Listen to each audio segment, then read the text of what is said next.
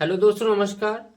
क्या आप सर्रा और ट्रिपानोसोमोसिस में कैल्शियम आईवी दे सकते हैं? इस बारे में मैं चर्चा करता हूं, क्योंकि ट्रिपानोसोमोसिस अगर आपका पशु ब्याया हुआ है तो उसमें कैल्शियम इंजेक्शन या आईवी देते हैं।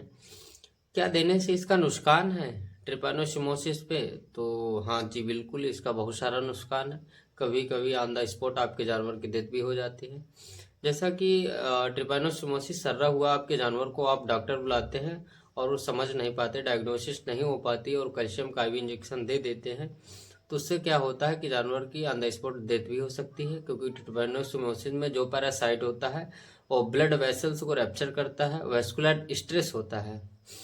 तो आप भी सोच रहे होंगे कि हमारा जानवर अभी ब्याया हुआ है और वो कमजोर भी है, तो इसमें तो कैल्शियम का आईवी इंजेक्शन देना चाहिए। तो हाँ जी, देना चाहिए, पर ट्रिपानोसोमोसिस में इसको बिल्कुल नहीं दिया जाता, चाहे जानवर 2 दिन पहले ब्याया हो चाहे 3 दिन पहले ब्याया हो। तो इस पर हम चर्चा करते हैं। वैस्कुलर स्ट्रेस क्या होता है? वैस्कुलर स्ट्रेस होता है जो ब्लड वेसल्स, जहाँ से ब्लड सर्कुलेट करता है, ब्लड अपना रक्त पहुंचाता है हार्ट तक। तो वहाँ पे जो पैरासाइट होता है वहाँ पे टॉक्सिन्स रिलीज करता है, तो ब्लड की वेसल्स को डैमेज करता है, इन्फ्लामेशन लाता है, वहाँ पे स्वेलिंग लाता है, सूजन आ जाती है, जिसके कारण ब्लड वहाँ पे क्लॉट्स भी बना सकता है। क्योंकि क्लॉट्स बनाने की एक स्थिति होती है जहाँ पे ब्लड सर्कुलेट करता है, वहाँ की सबसे पतली जो नस होती है उसको एंडोथेलियम कहते हैं। एंडोथेलियम के दो मुख्य कार्य हैं: ब्लड प्रेशर को मैनेज करना, जैसे ब्लड, हम देखते हैं ट्रिपैनोसोमोसिस में ब्लड प्रेशर बहुत ऊपर तक जाता है और नीचे की ओर भी आता है, तो ब्लड प्रेशर को मैनेज करता है। इसके बाद क्लॉट्स, क्लॉट्स को बनने से रोकता है। ये एंडोथेलियम का मुख्य कार्य है। आज जो मैं बता रहा हूँ कि जो पैरासाइट है वो ब्लड के इर्द गिर्द घूमता रहता है, वहां पे इन्फ्लामेशन लाता है और ब्लड को वहां से बहने की जगह को कम कर देता है। ब्लड वेसल्स को जो है एक्यूम करता है, वहां पे उसकी जगह कम हो जाती है तो सर्कुलेट कम कर पाता है। तो जैसे भी हम आईवी इंजेक्शन देते हैं कैल्शियम का, तो वहां पे बहने की जगह कम है, तो वहां पे जो हार्ट का है ब्लड प्रेशर वो बहुत बढ़ जाता है, जानवर उधर ही कोलैप्स कर जाता है, जानवर की डेथ भी हो जाती है।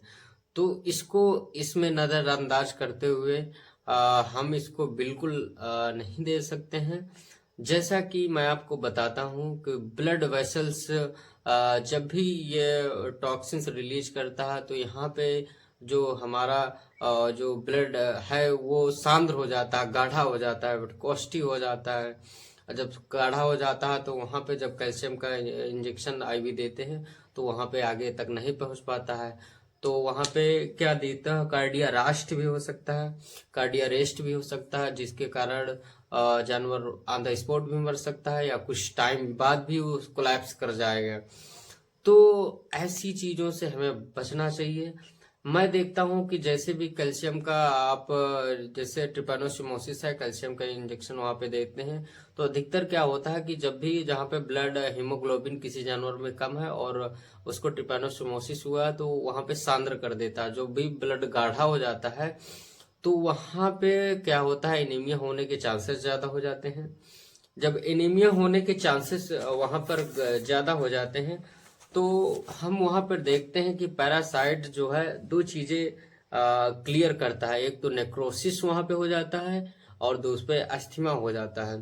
तो ये दोनों चीजें क्लियर होती हैं। तो हमारा यही मानना है कि अगर आपका पशु को ट्रिपैनोसोमोसिस हुआ है या ब्याने के 2 या 4 दिन या 5 दिन बाद में, तो आपको जो है कैल्शियम का आईवी इंजेक्शन नहीं देना चाहिए। हमारा मानना ऐसा है। बाकी आप इसको दे सकते हैं, ऐसी कोई बात नहीं है। तो थैंक यू, धन्यवाद सर।